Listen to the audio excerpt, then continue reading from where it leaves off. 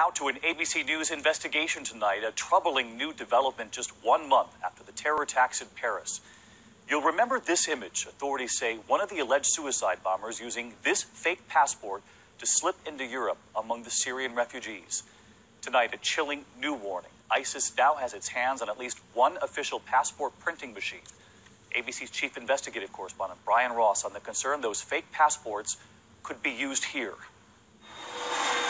With the U.S. and other countries on high alert tonight for ISIS attacks, American authorities are warning the terror group may have infiltrated followers into this country with authentic-looking passports it has printed itself, almost impossible to detect. If ISIS has been able to acquire legitimate passports or machines that create legitimate passports, this would represent a major security risk to the United States.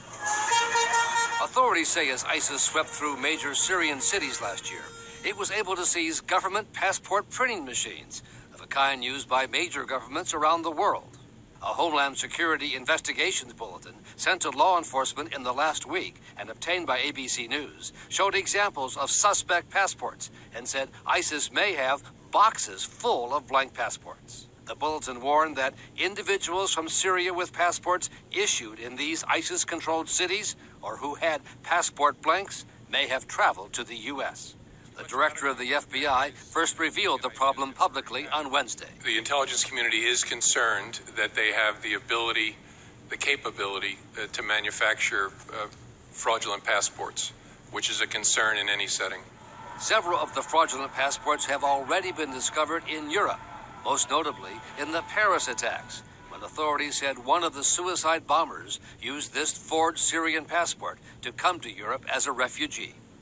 And Brian with us now. This is very concerning, a printing machine. And what about the concern that they could use these fake passports to come here? Well, David, that's a very serious concern tonight. Someone traveling on a Syrian passport would still need to get a U.S. visa to come here. But now officials are going back through immigration records to see if anyone made it into this country with one of those Syrian counterfeit passports, David. Brian Ross on the trail.